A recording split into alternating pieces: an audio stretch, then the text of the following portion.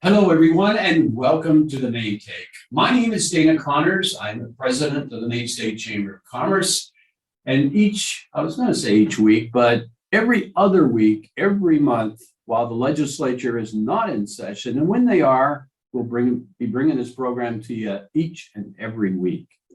But the State Chamber offers this program as a way to examine the issues, the ideas, the initiatives at work in our state to improve the lives as well as the livelihood of our people. Today's Maine Take really offers two very different programs, or at least on the face of it, it would appear that way. Our first segment, we're going to be looking at the international trade efforts in our state, particularly with an eye on the missions as well as the other services, as well as the opportunities they bring to our businesses.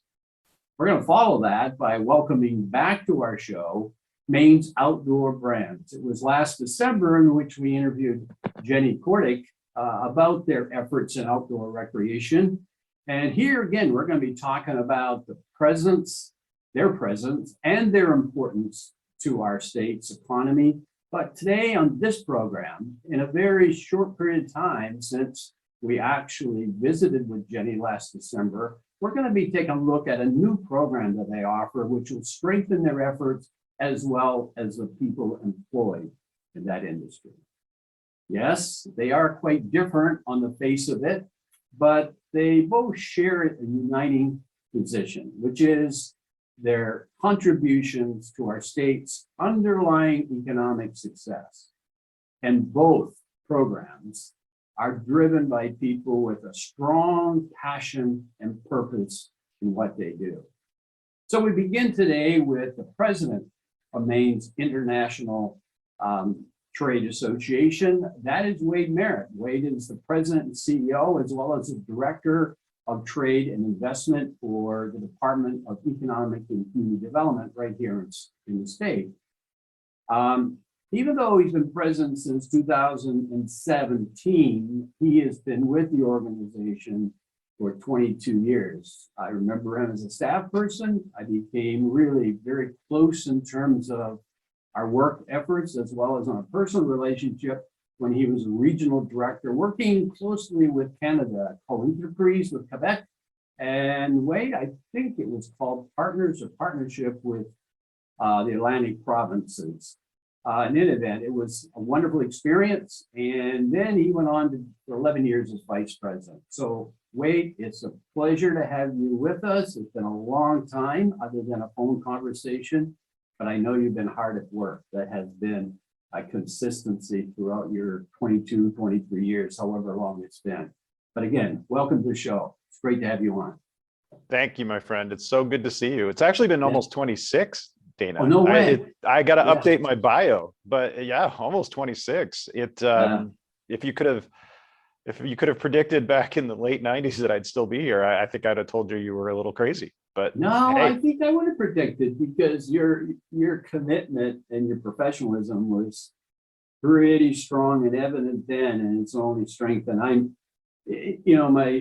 know that you have, or you did have, 300 to 350 members, and you provide for them trade missions that I'm familiar with, been on a couple of myself, thoroughly enjoy them, very professional. But I also know that you do so much more. I was struck by the level of services that the Trade Center provides to not just their 300 to 350 members, but also to, you don't have to be a member to have it take advantage of the services that you provide. So I want you to, we'll talk about trade initiative in a moment, the number that you've had, the countries you visited, but I want you to talk a bit about this expansive level of service. I'll give you some, if I can remember them all. You have the Canada Desk, as I recall, Invest in Me, you have the Study Maine Consortium, you have the one that is Future Global Leadership, focuses on internships.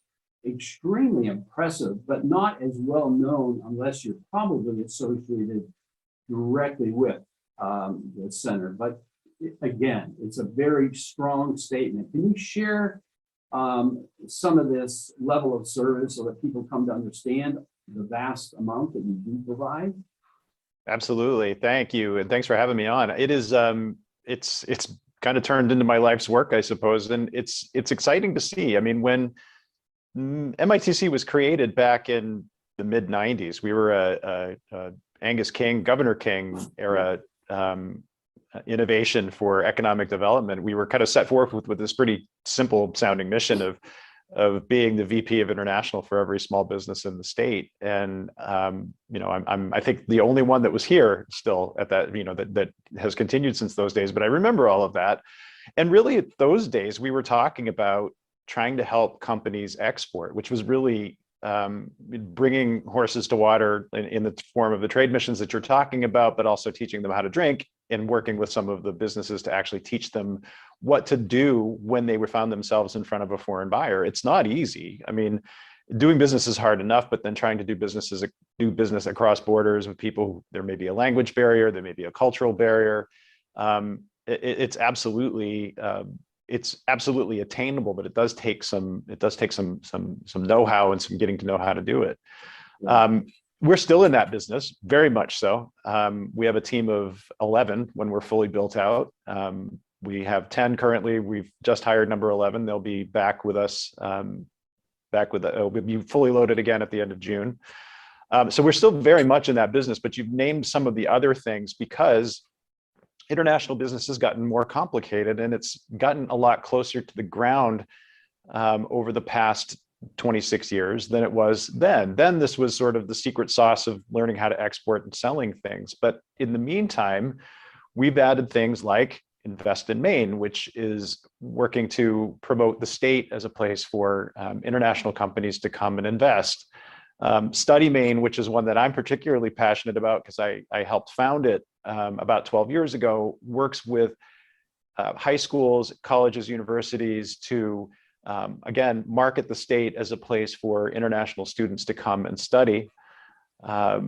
Defense Industry Maine, which is working with businesses in the defense supply chain to look at alternative markets for them beyond selling to defense, or maybe it is selling to defense, but not to the US military. It's maybe to the Canadian military or another friendly force.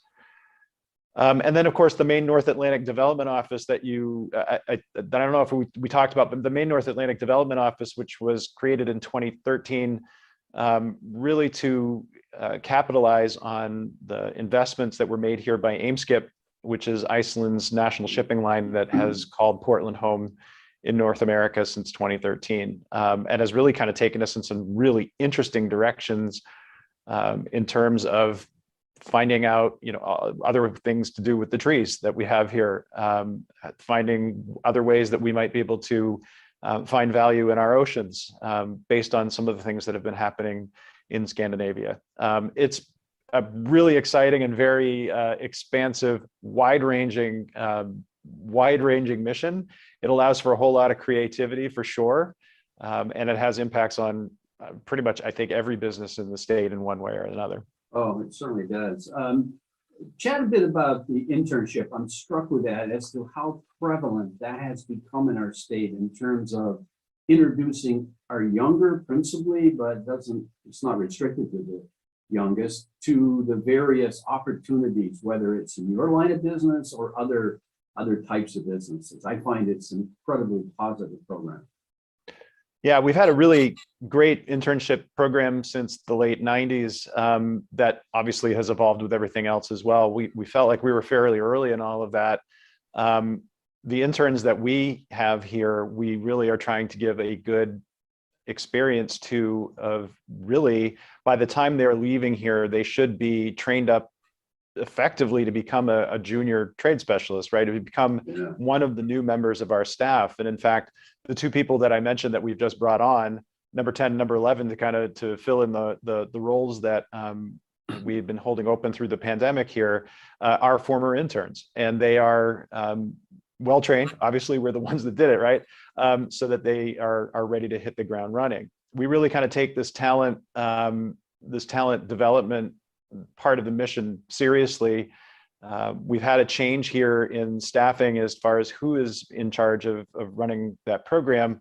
And we're taking not only the kind of hands-on technical approach of teaching these young people, and they're not all young people. We actually had a 60-year-old intern a couple of summers ago. It was fantastic, wonderful experience for all of us. So I'm glad you did mention that. Yeah.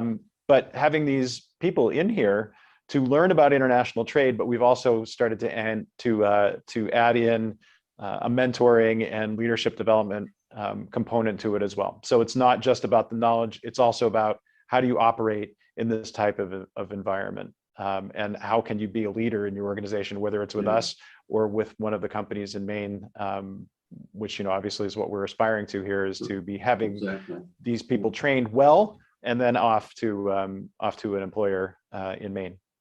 A very impressive array of services. I commend you for that, you and your team. Let's take a look at the profile of trade today. I can remember for years and years that Canada was our strongest partner. With the pandemic and other issues, has that changed? What is the profile today of where we do trade and what that volume might be? Well, we had a very good year last year after a very bad year in 2020. Not a big surprise, right? I mean, I think this has been sort of the story of the economy in general. Trade tends to track alongside that. In 2020, we were down 14% over 2019. A lot of that loss happened in the first half of the year as we were going through pandemic-related shutdowns and nobody kind of knowing where we were heading with that. In the best guesses were that we might be back to something approaching a 2019 normal by 2023. We were sort of planning for that, kind of thinking that might be how things were going to play out. But as we know, the economy came back stronger and faster than most expected. Trade was no different. Our exports were up 32% from 2020 to 2021. That is, an anomaly. It's a good year over a particularly bad year, but over the 5-year average, we were still up probably 7%. And in 2021, in aggregate, the state's exporters did better than they had in any year in the last 10. I think we beat every year since 2011, and in all kinds of industry sectors. So it was not like, the forest products industry was leading the way and everybody else sort of lagged behind, but because forest products, no, this was across the board, double-digit growth in most industry sectors. We're still seeing that into 2022. Hard to predict. Obviously, we've got issues with inflation and energy costs, inputs, manufacturing inputs, but for the moment, the growth still seems to be holding steady as it was coming out of 2021. We'll see how that plays out. Our indicators lag by about 3 months. So I could be telling you this right now, and then in a couple of months, we'll both be shaking our heads. What do we think of all of that? As far as where we go, we export to 177 different markets. Canada is number one. It's almost 50%. The rest of them kind of, I would say there's probably a group of 15 or so that are in that next cadre. Places that you'd expect, Western Europe, Northeast Asia, and then it kind of goes down from there. But 177 different markets. We are selling globally. It may be a couple $1,000s to a small country someplace. That's number 177, but that's still a main product that's still moving to a market.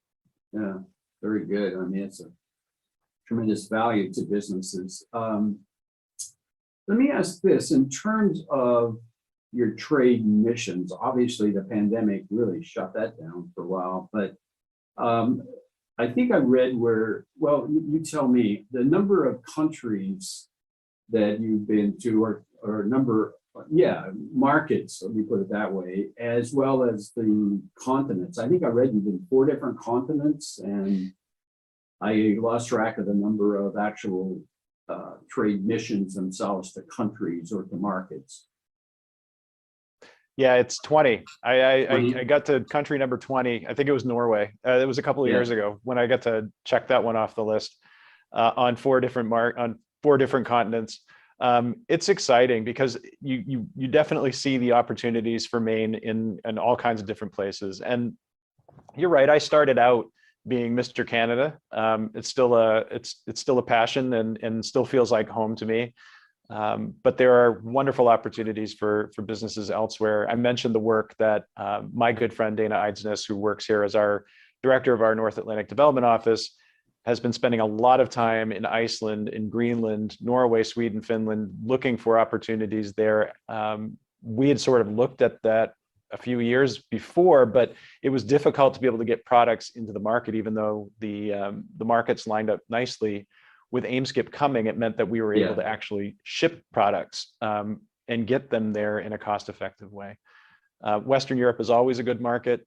We've been having some really interesting conversations with the Koreans recently about offshore wind, supply chain, renewable energy.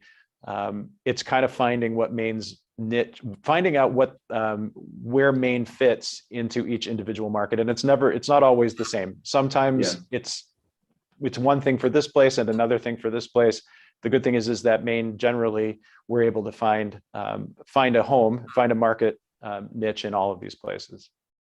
Oh, it certainly appears that way. And it also really does, on a trade mission, there's a sense of confidence and reassurance when you're on those trade missions, having been on a couple, 2, 3, is to recognize how others see us and the value proposition. I mean, it's marketing at its best because it's personal, it's that connectivity.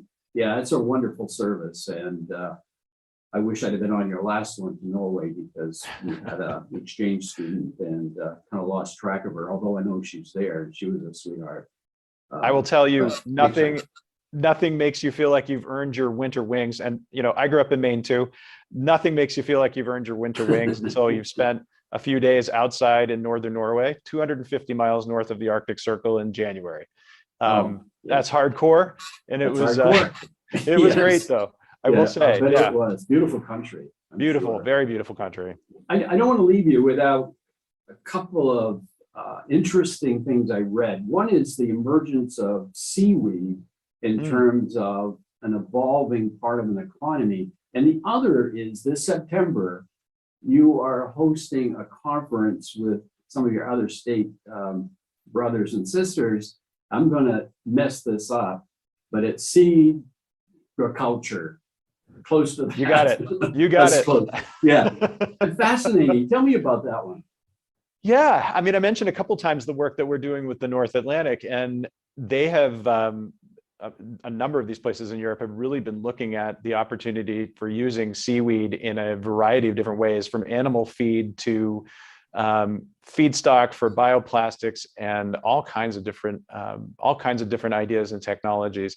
Maine's been developing along a similar track. There are actually probably a half a dozen or actually probably more than that, 10 or 12 companies here in Maine that are using seaweed for something, be it, you know, fertilizers or food additives or plastics, any of these sorts of things. Our work in this sector was recognized by the folks in Europe. This is a conference which occurs in Europe every year. I think they're on edition number 12. They wanted to bring it to North America and have a conference here. And the first place that they chose is they wanted to come to Maine. And the reason they wanted to come to Maine was because of the business community's commitment to developing this resource. So it's exciting. It's quite a feather in our cap to be able to say, we're hosting an international conference in Portland on seaweed. And this is nothing that we probably would have thought about, you and I, when we were traveling Quebec, you know, 15 years ago, that we would be talking about seaweed. And yet here we are with an amazing kind of next generation economic development asset. And it's largely internationally driven. And we'll have the opportunity to showcase this place that we love so much and a really cool emerging industry for sure. Well, let me say, my friend, as I let you go reluctantly, that you are indeed a class act and bring so much to the state of Maine by way of the Maine International Trade Center and your team. And we are so fortunate that you all are doing the work you're doing as well as you're doing it. So thank you. Thank you very much. Thank you for those kind words. And it's always a pleasure to talk to you. We definitely got to see each other again soon. I'd love to do that. Yeah, it's been way too long. Absolutely. All right. Take care. Thanks. Bye. Now it's my pleasure to welcome back somebody that we had on the show, as I mentioned at the outset, in December of 21. That is Jenny Kordick. Last time we spoke, I was so impressed with how something that we've all taken for granted, this outdoor brands, this outdoor recreation, has become really an alliance of businesses in our state that really have united to try to help each other out, to bring forward resources, collaborative marketing, to serve our state by virtue of the products, the services, or the retail brands. And we certainly have done well. I mean, I think it may have changed. What do you have now? 150 members that are like, you've got people like LL Bean, Sea Bags, Old Town Canoe, Fofo, just to name a few, but an impressive list. $3 billion, 3.3% goes towards our economy. And I think I remember from last time, 1.8 of that is what's the national level or standard at the national level. So Jenny, you're now into a new relationship with the Maine Center for Entrepreneur. And you have with us today, and I'm pleased to welcome Ponch Membreño, that is on your board, but also has been charged with managing this new partnership, this new relationship. How did it come about?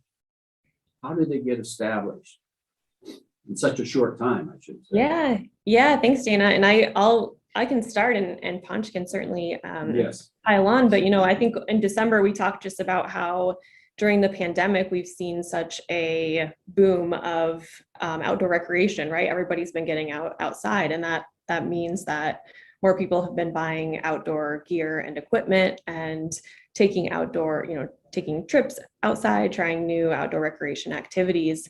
But it's also meant that we've seen an increase in people trying to start businesses in the outdoor industry. There was some numbers from our national trade association, the Outdoor Industry Association, and they found that during the pandemic, there was a jump of 7.1 million more people, so roughly kind of a 2% jump in terms of people getting outdoors. And that's represented a new market segment, right, for these companies. And one of the things that we've always tried to do with Maine Outdoor Brands is support these emerging businesses. And we felt like, one way to do it would be to provide some specific business training. And that's where the partnership with Maine Center for Entrepreneurs came in.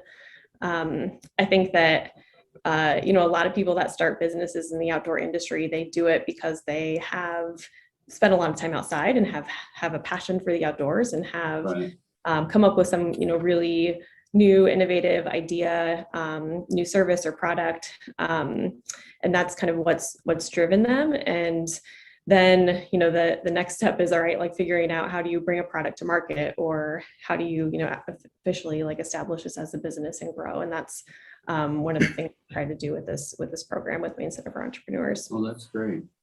So Ponch Membreño, is that correct? Yes, that's correct. Welcome to the show. It's great having Thanks. you with us. I understand Really nice you've to been be here. called upon to take on this ambitious program. Very, very important, to be sure.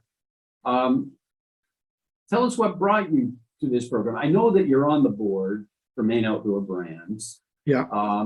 Did actually Maine Center for Entrepreneurs reach out to you to manage this for them? Because there's this unique relationship, partnership, if you will. Jenny can correct me, but I think Tom from MCE got in touch with Jenny to see if this could be something they would want to do through MOB. And I know Jenny had been wanting to do something like this, but didn't know how to fund it. So when they agreed to figure it out, I believe I was the first person Jenny called. We actually both live on Peaks Island and know each other very well. And she knows of my experience, which is about 30 years from extending from like initially guiding and leading wilderness trips for the Chewonki Foundation in Wiscasset, all the way through bunch of years at Patagonia, a bunch of years at other small brands in the state, and another national brand.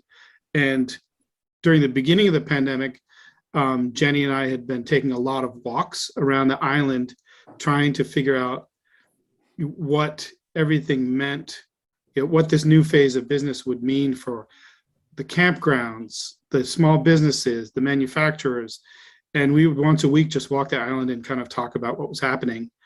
And I think through all of that, when she needed somebody to try to manage and put together this speaker list, I was a choice, and I said yes. Yeah, that's about how it went. Yeah, I mean, when I read over your background, it seemed pretty obvious you were going to be a first choice because you have such an extensive experience and skill in the background of what this would require.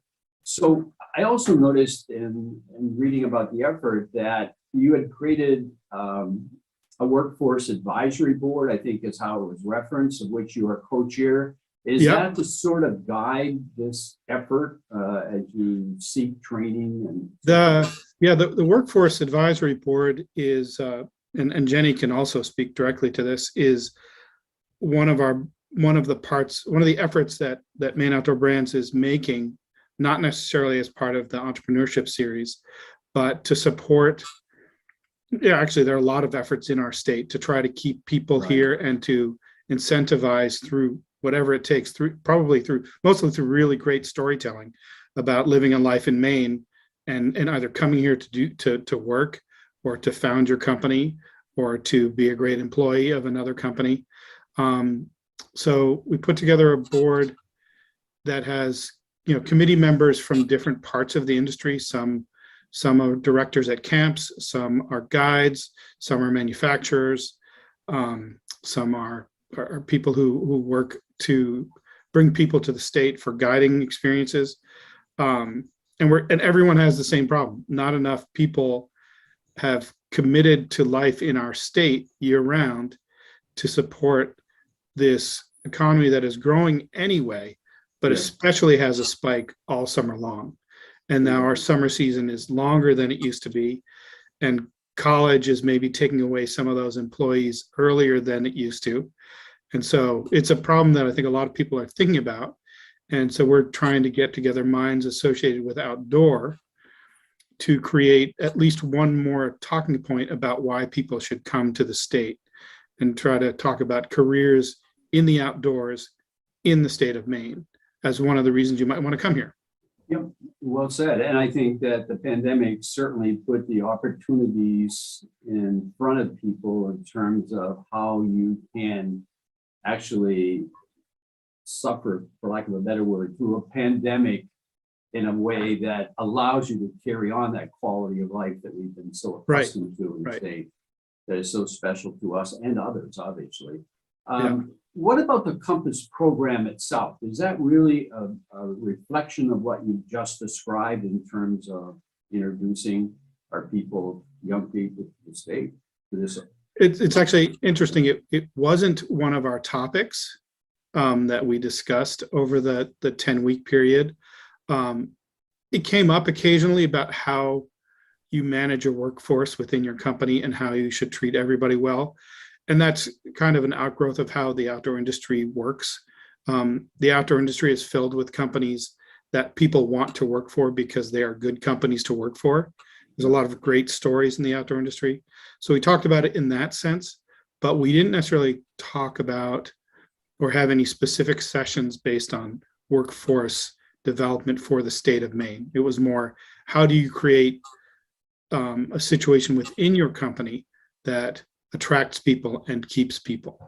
I mean, I think that is the basis of trying to get people to come to Maine, but we didn't talk about it in the same context that the Workforce Advisory Committee does. Yeah, it's fascinating because I think I read something recently that indicated that the outdoors industry is really the profile of those that work in the industry, for the most part, are under 35 years of age, which is a remarkable, very positive thing in terms of. It would be a great demographic for us to continue to attract. That's for sure. It sure would. It sure would.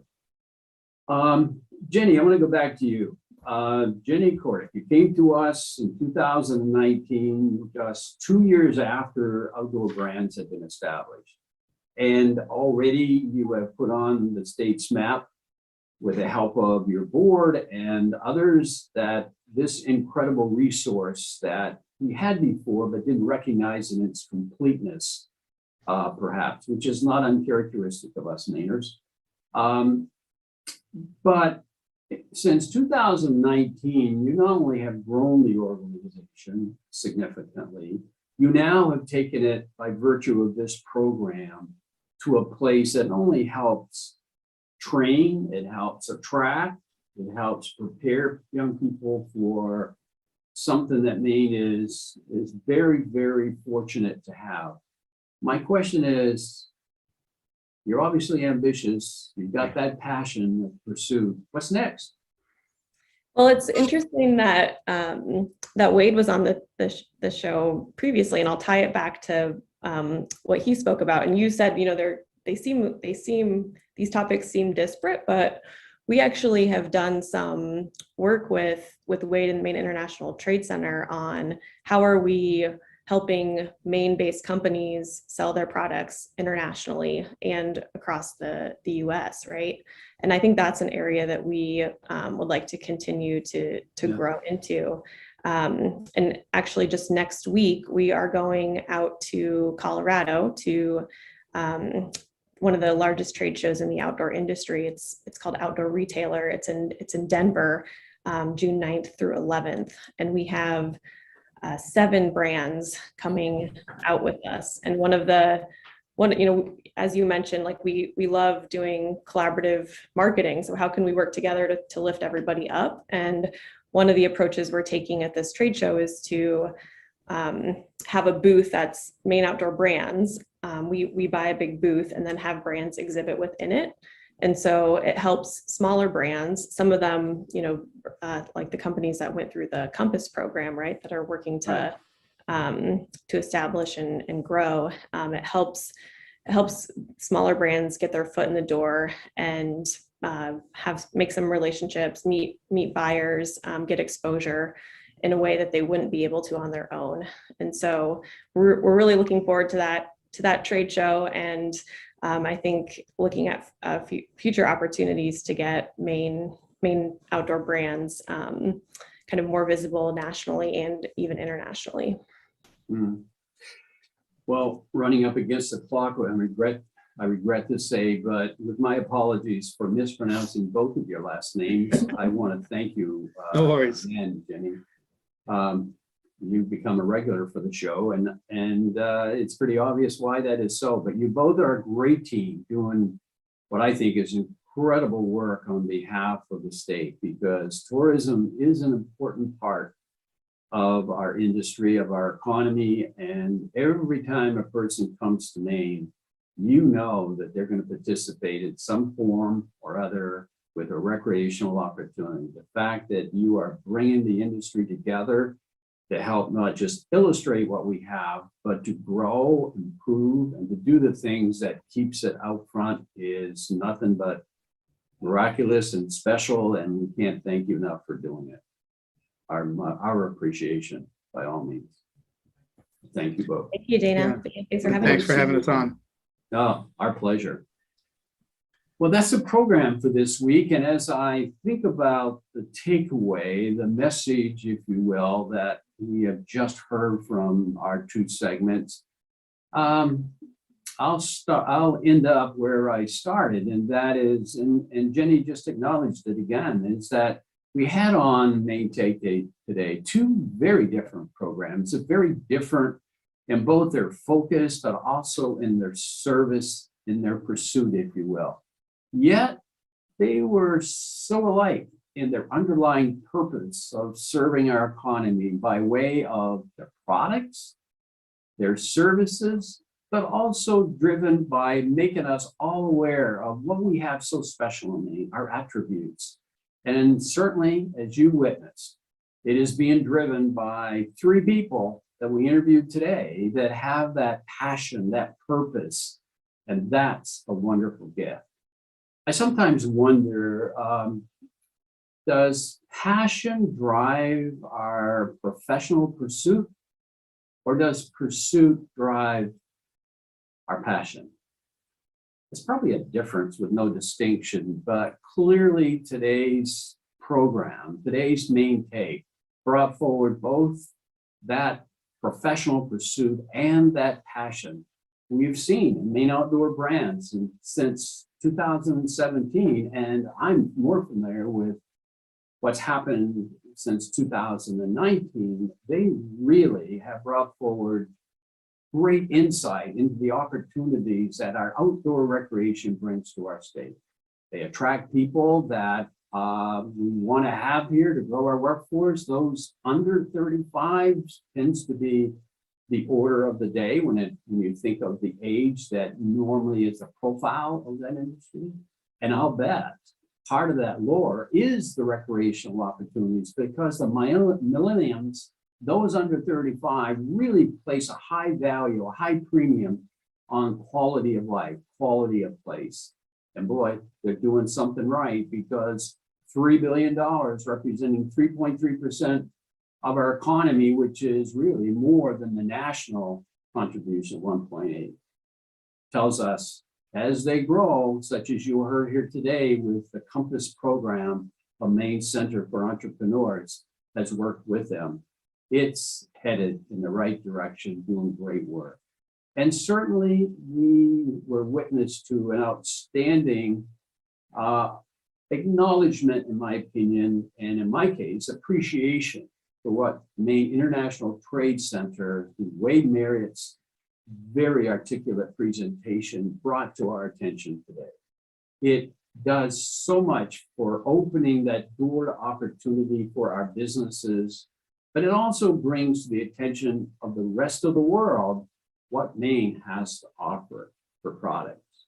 As a matter of fact, we have a worldwide reputation for our products, and trade missions help us to showcase that in ways that you couldn't buy it otherwise. And I bring to your attention an experience that I had on one of those trade missions that brought it home to me in very vivid terms.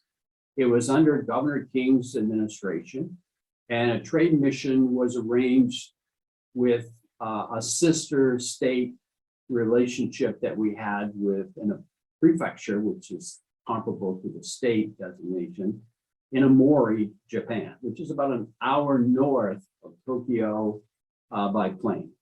And that profile of that economy in some ways would remind you of Maine: fishing, farming, and forestry, port activity. It was in many ways, with some exceptions, of course, very similar to what we have here in Maine. And I suppose that's why the sister state relationship was established.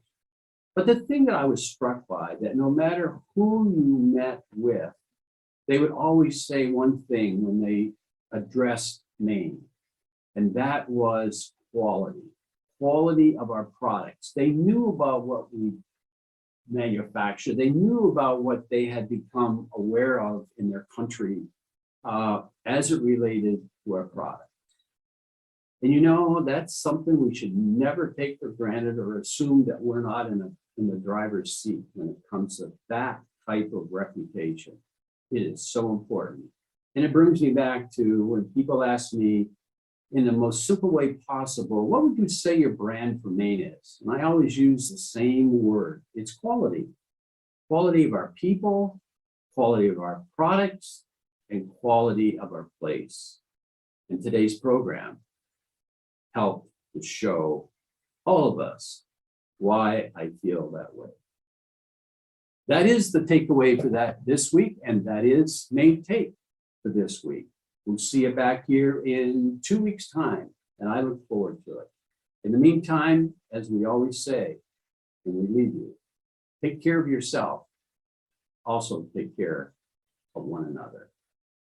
Until that time, we'll see you. I hope it's soon. Take care.